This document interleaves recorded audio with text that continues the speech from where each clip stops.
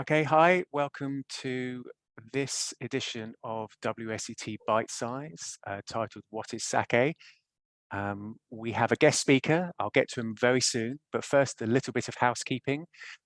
This session will be recorded. You can find it on our Events Hub at our YouTube channel. There's a lot of information to be had about WSET. You can find that there, or obviously on wsetglobal.com. As the usual highlights, WSET qualifications are available in 70 countries. We have a network of over 800 course providers. We're available in 15 different languages. I'm Alex. I'm one of the senior business development managers in the EMEA region. You get to talk to people like me if you want to hear more about it. But first of all, let's go on to this session's topic, what is sake? And we're very pleased to have Tom Wilson with us. Tom Wilson is the head brewer at Kampai, London Craft Sake. He co-founded the UK's first sake brewery in 2016, based in Peckham, South London. They craft a range of award-winning British sakes using traditional Japanese techniques. But why should I say any more? I'll just pass over to Tom. Tom, please, over to you. Hi there. Thank you, Alex, and thank you for WSET for this opportunity. Welcome, everybody, for joining. Okay, we're going to do a bit of Sake 101, nice little introduction. So, to dispel a few myths and a few common kind of misconceptions. So to start with, sake is fundamentally made from rice, generally short grain Japonica rice. It is a fermented beverage. Sake is not distilled. It's not a spirit. It's not super strong. We're kind of talking average strength is similar to a wine. Between 14 and 16 is your average. You get some lighter than that. We get some a little bit stronger than that. You're typically not really encroaching on 20%. The mid to high teens is generally quite typical. Sake should be really easy drinking. We kind of treat it much more like a wine, easy sipping, great for food pairing, and can be enjoyed at a variety of temperatures, but generally speaking, sake is drunk chilled or room temperature, just very approachable. There are certain sakes specifically made to be warm, but that's not all of them. So if you grab a bottle, trying it cold is generally the accepted easy approach. Okay, so fundamentally, how is sake made? So we're talking about rice. Sake is made from polished rice. So a brown rice grain out of the field being polished to a white rice. We are going to come on to that in a little bit more detail in a minute. That rice, because it's been polished, the act of polishing it down will create some static charge, and some of that rice flour will stick to the outside of that grain. We need to prepare the rice, so we need to wash that away. So even if you're cooking with white rice at home, it makes sense to give it a little wash and a rinse beforehand, clean off the nuka powder, the flour. It'll make for better cooking and better eating in the long run. So we're preparing that rice. We're basically washing away the nuka, and then we are increasing the water absorbency of that rice, preparing it to be steamed. Rice is then steamed and goes into one or two different directions. First of all, we're making koji. Koji is a really fundamental, very special thing that makes sake super unique, and is kind of the magic behind what sake is. Koji is a mold spore. Koji is a fungus. It's the national mold of Japan. It's really fundamental in most Japanese fermentation that we're aware of. So the same mold is used to make miso and soy sauce and mirin and shochu and all of these wonderful things. But we're fundamentally applying mold spores to a portion of steamed rice, and we're incubating that and nurturing it over a certain period of time, usually about 72 hours. And the whole point of that is to create certain enzymes that we require in the production of sake. The way to kind of think about sake brewing is much more akin to beer. However, you have malted barley within beer, but with our sake rice that we're using, because it's been polished away, we have no enzymes or anything on that. So we're growing a fungus on the surface of some of those grains and applying that to the brew. And they are then breaking down the rest of the rice and the rest of the ingredients with those enzymes to release simple sugars and amino acids and things like that. We then make a shubo. A shubo is kind of a yeast starter, shubo or moto. Small portions of all of our ingredients are added to that. So that comprises of freshly steamed rice, a small amount of koji rice, a small amount of water, and typically a pitched yeast. That is then fermented for a relatively short period of time, usually 10 to 14 days, to create really a super healthy portion of yeast. That is then added to a main fermentation vessel, and that main fermentation vessel is then built up with the remaining ingredients. So more freshly steamed rice, more koji rice, and more water. That is typically done over 3 stages of additions, gradually feeding and building up that tank. The reason it's done over a number of additions is because we don't have any sugars at the beginning of the fermentation. We require our koji, the enzymes, particularly the amylase enzymes in the koji, to break down the long chain carbohydrates, the starch in the rice, releasing simple sugars. Because that happens, it takes a little bit of time. We don't throw all the ingredients into a tank, into the tank. We need to gradually feed it and allow that yeast to propagate and take over the tank, and the koji to get to work and start releasing those simple sugars for the yeast to then convert into alcohol. So we gradually feed it over the course typically of 3 additions over 4 days, and then we're in main fermentation. Typically main fermentation, so primary ferment of a tank of sake, is anywhere between 3 and 4 weeks. Some are a little bit quicker, some are going to be a bit longer.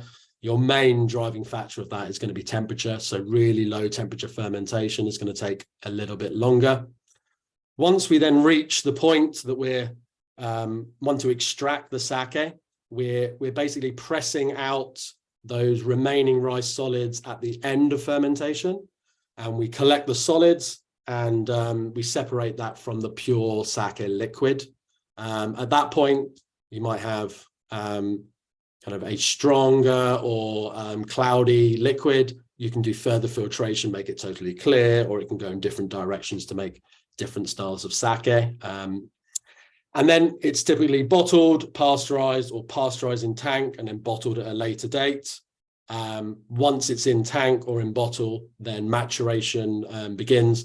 Most sake, the kind of fresh styles that have been pasteurized, would typically be matured 3 to 6 months prior to releasing. And then some sakes are aged much, much further than that. Big difference between wine and sake production at this point. Most wines are released at kind of the vintage once they've been made. Whereas for sake, all of the maturation and aging, if there is any, is done typically by the brewery. And whether the sake is 1 month old or 45 years old is released by the brewery when they deem it ready to be consumed. So all of that's kind of taken care for you. So basically, if a bottle of sake is on the shelf, it's ready to drink. Okay, so there's a lot to get through there, and I didn't want to talk about it for too long, just because we can spend a good few hours really discussing all of this. But rice polishing is going to come up straight away when you start drinking sake, or when you grab for a bottle of sake. So typically on a bottle of sake, you will see 2 percentages. Your low percentage is typically going to be your alcohol content, like we said, around 15%. And your second percentage, typically considerably higher than that, 70, 60, 50, and sometimes lower, is your polishing ratio. And the way to kind of get our head around this is 100% implies a brown rice grain. So the rice grain has been taken from the field, has been harvested, and the husk has been removed, and the germ, and you have a brown rice grain. We call that 100%. For us to take that to maybe a brown rice to a white eating rice, we're going to polish off maybe 5 up to about 10% of the outside. And we're going to call that white rice is going to be 95 or 90%. That's your difference between a brown and a white rice. It doesn't matter whether it's short grain or basmati or anything on the shelves. When you're choosing a rice to eat, your brown and your white are the same thing. The white's just had a little bit of the outside shaved off. For premium sake, most of our sakemai, our rice for brewing sake, is polished considerably lower than that. But please bear in mind that this percentage that we state is the amount of rice remaining. So when we talk about a 60%, that means the outside 40 has been removed. And why this makes a really big difference, particularly with sakemai. So sakemai is a range of rice varietals that have been cultivated over about 500 years. They are specifically grown for making sake, and they tend to have awesome different qualities that make them great for that purpose. And the main one is they tend to have your collection of fat and protein on the very outside of the grain, and then a pure 100% collection of starch in the center of the grain, known as a shimpaku. That's the heart of the rice. So when we are polishing from the outside in, like layers of an onion, we are taking big steps to alter the molecular makeup and the of that rice and the building blocks available to the fermentation in the tank. So the more we polish a sakemai, we are exponentially decreasing levels of fat and protein, and we are exponentially increasing the quantity of starch within that tank. As we can see from the diagram here, those that have maybe more rice of the original rice grain remaining, so those higher percentages, will tend to maybe be deeper and full-bodied in flavor. That's generally leaning towards the protein level. Protein being broken down by protease enzymes by our koji will release amino acids. They're the building blocks of protein. Amino acids make up umami, so your savory flavors, your savory taste. So typically a rice grain with more protein, maybe more food friendly, more robust, have more umami savory character. And the more highly polished, as we work down that spectrum, will typically then have a focus on more pure starch and less protein. So they're going to end up with being cleaner, lighter, maybe more elegant, fruitier styles, maybe become a bit more aperitif-led than rather being entirely superfood friendly. And then you have everything else in between. This is a general rule of thumb. Obviously, the style that the sake is brewed in, fermentation style, the rice varietal, the underlying rice varietal will have a big factor in this. So general rule of thumb is if you reach for a bottle that's maybe 80 to 60%, it's probably going to be an easy food pairer, maybe versatile in temperatures you can serve it at. When you're getting sort of sub 50, you're probably looking at something that's a light aperitif kind of sipper, maybe good for seafood, and generally serve chilled once you're getting down to that remit. So it's a stylistic choice, polishing. It's not about quality. All things being equal, if you're using the same rice varietal, same technique, same fermentation time, all of these things, what it will do is mean that the sake made with, say, a 40% polished rice is going to be more than double the price than the sake made with an 80% polished rice, just because we need double the amount of original brown rice grain to make the same volume of sake at the end of the day. And the act of polishing, that takes time and effort, and there's costs associated to that. So it's a stylistic choice, not a quality choice, but it will drive a sizable part of the price of that sake. Okay, so we're talking about grades of sake.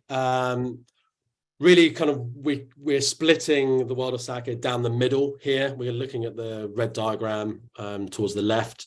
So the main difference is we've got sake that's made just with rice, koji rice, water and yeast. There are junmai sakes. So they're kind of pure rice styles. Junmai means pure rice. And then on the right-hand side, it says brewers alcohol added. Those sakes, they're still premium sakes.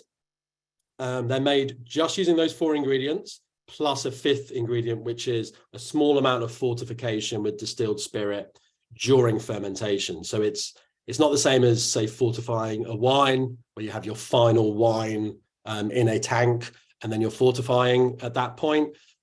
These are very small amounts of regulated alcohol based on rice weight. So they're not being kind of watered down loads and a huge amount of spirit being added. It's a very choice, stylistic thing that's done by the brewer to change the profile and the style of that sake. So all of these that were listed here are all premium, but you can see the polishing ratio is the main driver of the different categories. So on the junmai, basically anything below 100% So basically anything that's not a brown rice, just made from rice, koji, water, and yeast is a Junmai sake, automatically premium. Once you then get below 60%, we're looking at Junmai Ginjo. And once you're getting below 50% polishing, you're looking at Junmai Daiginjo, which is kind of your ultra premium categories. And on the right-hand side with the alcohol added, for it to qualify as being a premium sake, 70% polishing is your threshold as a minimum. Slightly different from the Junmai side, but that 70 to 61 is kind of coming in under as Honjozo. And then the rest follows the same format as Junmai. So 60% to 51% is your Ginjo, or 50% and below is your Daiginjo. So they're really your kind of your main categorizations that you might see on a label, see on a bottle, see in a menu. And they're really a distinction between, is it pure rice or has it got alcohol added?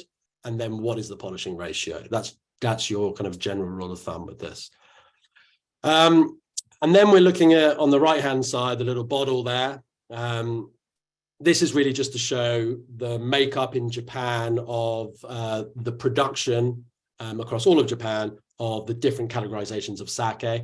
So your kind of non-premium sake, so your table sake, your everyday stuff, which would be the same as if you're in kind of the wine world or the beer world or anything. Majority of alcohols made in most categories are not necessarily premium, but they're approachable. They're usually good value, relatively inexpensive, and relatively easy to consume. That makes up the vast majority of all sake made. So present day stats, we're looking anywhere between 70 and 75% of all production falls under that category. And everything we're focusing on the left-hand side, all of your Junmais, your Honjozos, down to your Daiginjos, they all just fit into really the remaining 25 to 30%. Junmais themselves only making up sort of sub 10% of all production in Japan, really. Okay. Right, so I guess now's, a really good chance to talk about all the different styles of sake. This is obviously a bite-size session, so this is really an introduction, and I want to leave a good amount of time for some questions here as well. And really the point of this is to show that sake is not something to be afraid of. Sake is very approachable, really good friend with food. And once you get kind of past some of the initial of those, the leap into it, some of those complex categories, hopefully once you kind of hone in and try some different styles, it kind of opens up a little bit for you and becomes much easier to understand. And we've covered off the categories, but I don't want us to get too bogged down in those, particularly if you're first, initially starting out in sake. I think it's much better to be stylistically led and think about different flavor profiles and different uses of that sake for us, and how they can kind of fit into already the cuisines that you have and the glassware that you have in your house. You don't necessarily need to run out and buy anything too kind of special to access this category. Fundamentally, if you've got a nice white wine glass in your house, that's probably your best place to start with most sake. And either go online or head out to one of your nearest shops and just start exploring the category, really.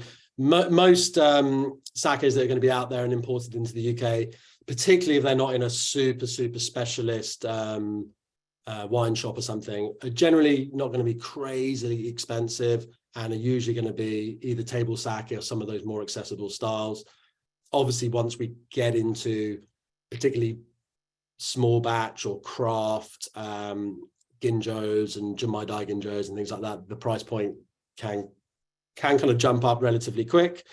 But I think particularly compared to a lot of fine wine or champagne category, if you're substituting one bottle of that for a bottle of sake, you can get quite good bang for your buck, really. But yeah, if we're kind of talking about being stylistically led, there's really a flavor profile and a style of sake out there for absolutely everyone.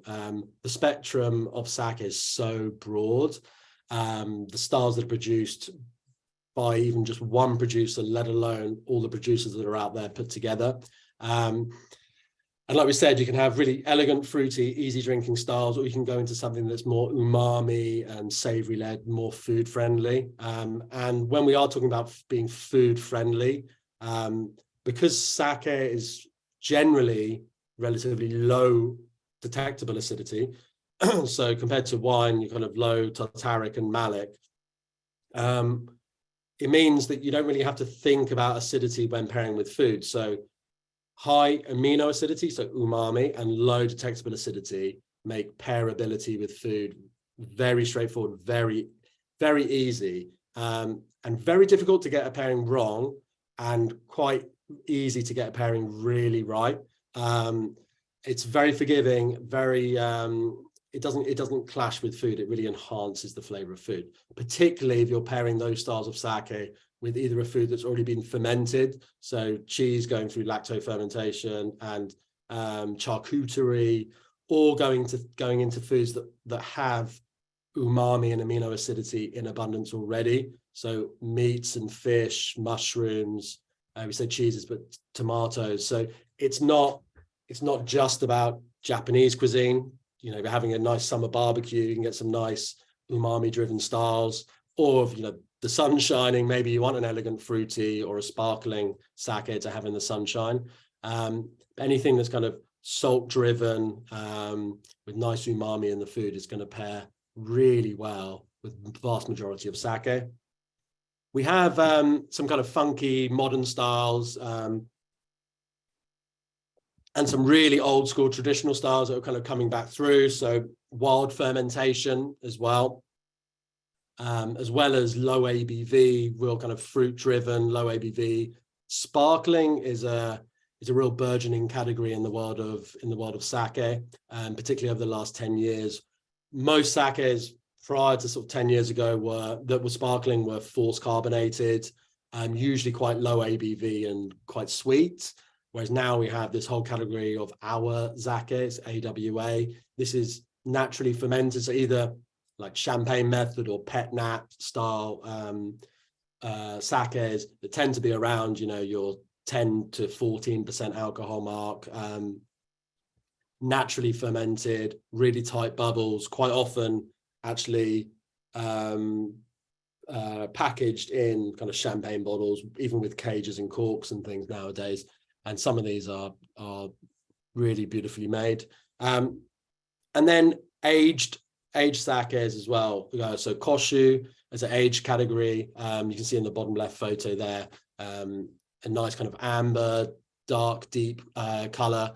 What we were kind of going through here, with some sakes, it would be a combination of two things, but you've generally got a bit of oxidization going on, which is adding some coloration, but also we've got like Maillard reactions, so slow caramelization of those proteins.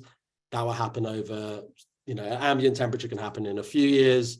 Otherwise, at chilled or more stable temperatures, can happen over a much longer time. And then there's also sakes that have been aged for quite a long time that are kept at -5 degrees or something, just to fully kind of stabilize them, but mature that sake over a long period of time in a different environment. So the whole koshu or age category is a really exciting one, where some awesome stuff's happening as well. Okay, but I think, you know, fundamentally, I just want to encourage everybody on the call to don't be afraid of sake. If you see it on a menu, you see it in a shop, just take a punt, grab a bottle.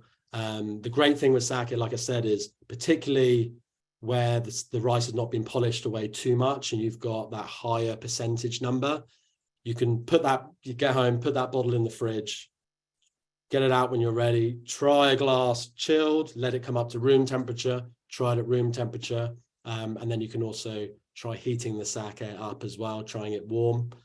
Warm sake would generally drink more in the colder winter months.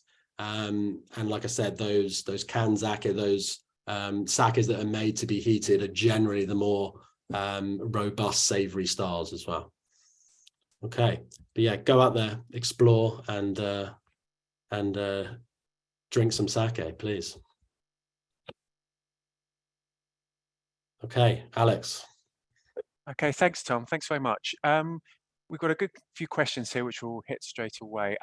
Actually, I tell a lie. First of all, just a reminder to everyone, there's going to be a feedback poll if we could ask you to fill that in. Also, if you need any further information on courses, such as WSET courses in sake, go to wsetglobal.com. This recording will be sent to everyone afterwards. You can also find it on the Events Hub on YouTube. But now, more importantly, let's get to some questions. And the first one, Tom, I think you might be very well placed for this. So forgive me, everyone, if I get your names wrong. I do apologize. But Tom, this one is, sake is only made in Japan, or is it made anywhere else? Perhaps you might be well placed to answer this. Yeah. Yeah. So sake actually just means alcohol. So in theory, the word sake is quite a colloquial term that we've all adopted really globally to mean what is truly nihonshu. So nihonshu means Japanese alcohol. Sake, as we know it, this rice fermented beautiful drink that we've just been discussing, is made in other countries other than Japan. I think you're looking at maybe 900 or so sake breweries in Japan to this day, and we've got probably sub 100, maybe about 70 or so outside of Japan, mostly in North America, and then dotted through Europe, few in South America and Australia and New Zealand, and some across Asia outside of Japan as well. Yeah, but we obviously have a brewery in the UK. We make sake. We say we make British sake. We're not making nihonshu because that's more of a geographic designation, but sake is that colloquial term as we know it, is made all over the world. Yeah. Okay, great. A question from Anne-Marie. How do they get color in sake? Are some sakes are pink or other colors? Okay, so yeah, great question. There's a few of these sakes out there, particularly like sakura blossom, pink ones and things like that. The way each brewery gets their color in would be different, and it would depend mainly on the categorization that sake sits in. I'm assuming most of them, we don't make any kind of artificially colored sakes ourselves, but I think most of them would sit in that futsushu category, so your table sake with some other things have been added. Maybe that might be a natural coloring, or some actually have petals in and things like that. And some might actually have some fruit or some essence of some fruit within there. So coloration may come from those things. Otherwise, in premium sake, most sake that hasn't been through any charcoal filtration will have natural coloration, but it's like a very faint lemon lime hue. And if it's going up in there in color, come deeper, it's generally an aged style. Yeah. Okay. Hi, Tom. This is from Rose. She has a couple of questions, actually. Okay. Hi, Tom. How does sake age comparative to wine? Does it require the same conditions, cool, dry? And how do the flavors change? Obviously, you covered a little bit about acidity, but perhaps if you could expand. Yeah, really great question. And again, it's really depending on the underlying sake and that style. So certain sakes have been brewed specifically to be aged. So the brewery themselves kind of created a profile of an underlying sake that they thought would be really well suited to aging. And then other aged sake may have been kind of accidentally aged, if we can kind of think about it like that, and they may behave in a different way. But also how the sake obviously has been stored will generally alter those things. Sake that's been made for on purpose for aging quite often would be aged in a vessel, quite often either like enamel tank or stainless steel. We do a number of barrel aged sakes as well. So actually borrowing from the wine world is now becoming a bit of a thing in sake, where we're aging wine barrels or whiskey barrels and things like that. So there's really cool things that can happen there. Your Maillard reaction that we're talking about will generally happen, particularly with those more robust styles of sake with higher protein content, will behave in a different way to most wines because of that rich protein level and that amino acidity. That caramelization and that real depth of color can if aged ambiently, can happen quite quickly. But there's kind of every example under the sun, really. I think the best thing is to go out there and try them, but also read up on how that brewery is specifically aged that product. Yeah.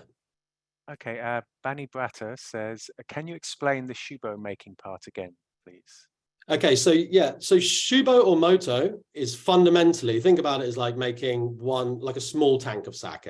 So you usually, on average, a shubo or a moto is about 5% of the volume of your total batch you're going to make with it. And what you're doing is you're really harnessing your yeast population. So all of your yeast, whether that's a liquid yeast, a dried yeast, or wild yeast from the air, you're kind of harnessing it within this small tank of freshly steamed rice, koji rice, and water. So you're basically creating a perfect environment for whichever yeast strain that you're trying to harness and the style of sake you're ultimately trying to make. You're making a perfect environment where you're not trying to make alcohol or flavor or anything like that in this little tank. What you're doing is you're making your yeast replicate itself. So it's creating kind of a super army of yeast cells that propagate this tank, this little tank. And once ready, you're putting that into your big tank, and then you're gradually scaling up with more of those other ingredients, by adding more koji rice, more freshly steamed rice, more water, to allow that yeast again to propagate and take over that tank. And then more ingredients, so that when you start your primary fermentation at the end of building that tank up, your tank is safe from microbes and wild yeast and things like that getting in there and changing the direction of your ferment. So it's making it more predictable and repeatable in the long run. Yeah. Okay, I'm just going to jump to a couple of others. What classifies as a premium or non-premium sake, and how is this difference marked in labeling? Yeah, so premium sake, we're kind of looking at really that distinction between your futsushu, so your table sake, which in Japan, maybe a number of other things kind of can go on within there, maybe a bit more added distilled spirits, so maybe some are kind of diluted a bit further, a bit more spirit added. Some might have a few artificial things added in that category. But again, like futsushu, table sake, just like table wine and maybe some more kind of mass-produced beers and things. There's great ones out there. There's not so great ones, but it's still a whole world of awesome drinks, and it's the majority of sake that's made. So most futsushu are made to be lower price and accessible. There are exceptions to that rule, don't get me wrong. There are futsushus out there made with like crazy low polishing, really expensive rice grains. But because they've done something else, they've maybe done something outside of the premier regulations, it just gets classed as a futsushu. You get that as well. So for something to be classed as premium, it's got to adhere to those general classifications under Junmai or your kind of non-Junmai that are on that diagram. So for Junmai, whether it doesn't really matter what the polishing is, whether you're going for a super ultra premium Junmai Daiginjo or a really kind of humble food friendly style polished to say 80%, it can only contain rice, koji, water, yeast. That's it. So you can't be adding flavors, you can't be adding sweeteners or alcohol or anything like that, fortification. All of your alcohol, your residual sugars, your flavors and aromas are all coming from koji and yeast fermentation of rice. That's it. And then on the flip side of that, you have the other premium categories that are allowed a really small amount of distilled spirit. That is generally done by 10% of the total rice weight in pure ethanol. So if you made a tank that had 100 kilos of rice, you could add 10 liters of pure ethanol as part of your fermentation, something like that. Okay, so and if you are buying a premium sake, the way that you can recognize it on the bottle is because they're going to be kind of shouting about it. If you've got the polishing ratio on there and it says it's a Junmai or a Ginjo or a Honjozo, which it is, they will say that and it'll be very obvious. if you can't find any polishing ratio and there's not really any information, and it's probably a bit cheaper, it's most likely a Futsushu. If it's a special Futsushu, which has got, you know, the brewery's really proud of, again, they might display a lot more information, give you those ingredients, give you the polishing ratios. Generally, if it's, you know, something's kind of premium in the sake world, it's generally on display for everybody to see, all of those underlying ingredients. Okay, thank you. A more practical question. How long can you keep premium sake once it has been opened? Really good question. One we get a lot. Generally, it will depend on the style of sake. So we go one extreme to another. If you're opening a bottle of sake that's been aged for 5 years and is already quite amber in color, probably been through the mill, it's already been oxidized, etc., and maybe has, you know, a good amount of alcohol, 18% alcohol or something. You open that, pour yourself a glass, you could put the lid on, put it in the fridge. It's probably going to be good to go for months and months and months. It's going to last a long, long time. But if you're opening something that's a Junmai Daiginjo that's super refined, very delicate, you open the lid and it's bursting with aromatics, those aromas are going to start fading off in a few days. The sake is still going to be tasty in a week, in 2 weeks. It will gradually oxidize. Sake will gradually oxidize, usually slower than wine. But it will kind of, what will happen is aromatics will start going first, usually within a few days, and then the sake will just become less showy and become a bit understated compared to when you first opened it. And then once it starts oxidizing, a little bit of bitterness will kind of creep in the back. But fundamentally, even if you've opened a bottle of sake, you forgot to put it in the fridge, you left the lid off, you know, the night before, and you got to have a little taste of it or something, you think, oh, it's kind of past its best, don't throw it away. You can use it in cooking, you can use it in sauces, people put it in the bath, there's great things you can do with it. So sake is not going to go bad, don't throw it away, use it for something else. Okay, following on in the kind of practical ones, we'll get to the more theoretical ones again afterwards. I have a bottle of Nigori sake in my fridge. What is it and how should I drink it? Cold, warm? Right. So Nigori sake basically is cloudy. We had a little photo of some on the on that penultimate slide. So Nigori sake, depending on which categorization it kind of fits in, so say it could be a Junmai Nigori, or it could be a Ginjo or whatever. So Nigori is just kind of like a additional category to kind of plug on, which means it's not clear. It means it's on purpose. They've kept a small amount of the fine rice sediment in that bottle.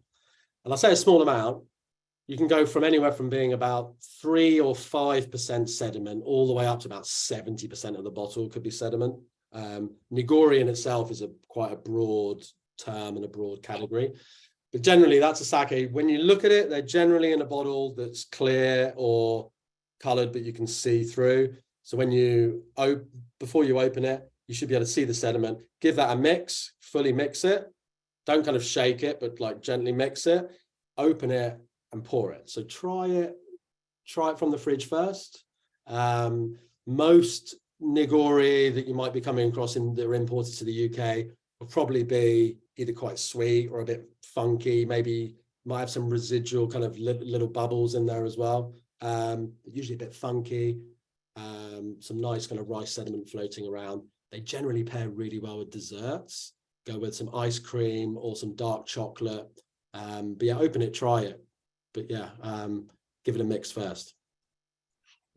Okay, I'm afraid we're going to have to wrap up soon. Maybe a couple more questions. Okay.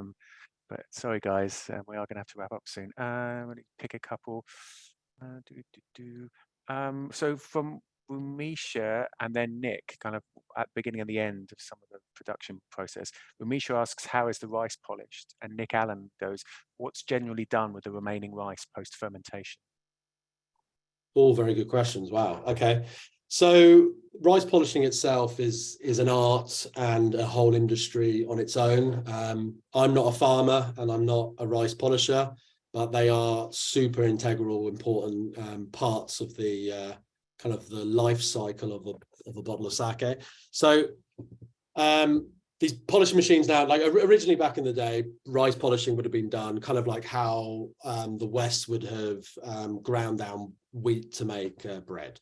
So there would have been kind of stone mills, potentially, driven by water or something. Whereas nowadays, everything's obviously got super technical, and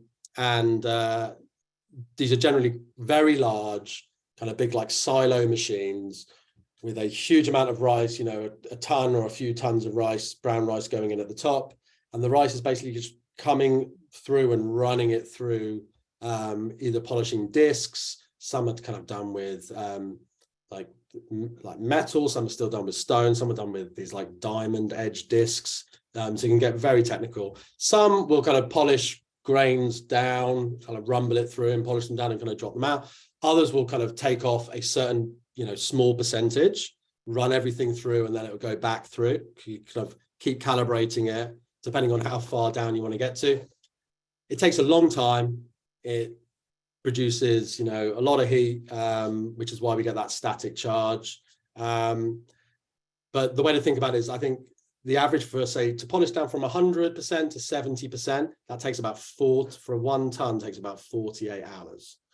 And then going down to 50, 35, it takes a long period of time. So not only when you're polishing are you're throwing away some of your rice. It's used for lots of different things, for animal feed and cosmetics and stuff like that. But you're, as a brewer, you've got less rice to work with from the original weight, but that original rice costs a good amount of money, and then you're paying for the privilege of it being polished away. So highly polished rice is a very expensive commodity. And then the spent rice we're talking about at the end of fermentation, that's called sake kasu, K-A-S-U. That fundamentally in a sake brewery is the only byproduct from sake fermentation. So if you're comparing sake to beer, which I did before, in beer you mash in and you collect your wort, so you have your spent grain pre-fermentation, whereas in sake you are fermenting your mash, so you have your spent grain post-fermentation when you're squeezing out your liquid, and you're left over with that kasu. That is your spent grain. That is now, because it's been through fermentation, is now become a wonder ingredient that can be used for 1,001 different things. So it's an amazing ingredient in the food industry. So we sell most of our kasu to restaurants and bars and food manufacturers, because it can be used for pickling, for marinating, for other fermentation, to make breads, to make ice creams. You've got this rich amino acidity, beautiful byproduct that's got live enzymes and wonderful things that can be used for different things. And also is used in the cosmetics industry. Again, it's because the amino acidity levels, it's got anti-aging properties. So people make face packs and bath bombs and all that kind of stuff. Otherwise, again, good old animal feed. You've got probably some drunk Japanese Wagyu beef cows walking around. Yeah. If in doubt, animal feed, definitely. Thank you very much, Tom. Just one last question, if that's okay. Yes. And to everyone else, I'm really sorry we didn't get to your questions. They're all great. If you want any more information on our courses, obviously go to the Where to Study page on WSET Global. You will be sent a recording of this. But with the last one, it was going back to what you do, Tom. As Tanita asks, what makes your sake British? Because you use that phrase, British. And so she says, for example, where does your rice koji come from? Yeah. Okay. So good question. A nice technical one to finish on. So we call ourselves British because it's made in the UK. The UK does not grow any rice. We have no rice farms up and down the country.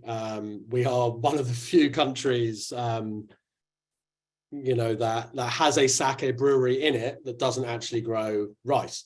So for us, that gave us kind of carte blanche choice of, where do we want to take this? How do we want to approach brewing sake? And our approach has been to brew the best possible sake we can in the UK, which means we import all of our rice from Japan. So we actually have rice grown for us in designated paddy fields in 3 different prefectures in Japan, growing premium sake mi.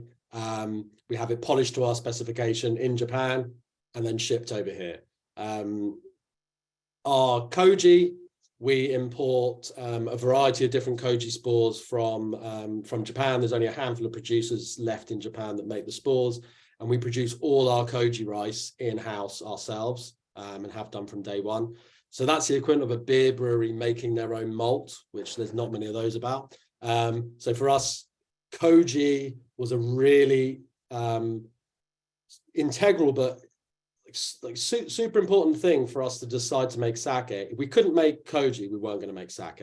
It was kind of like, for us, that's kind of make or break, because the koji production is truly the core DNA of a sake brewery. That is your ultimate uniqueness.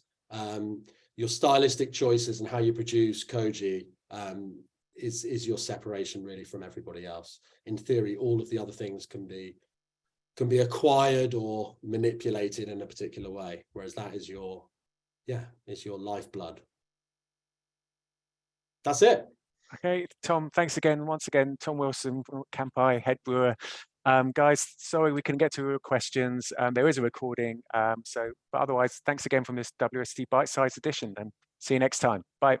Thank you so much.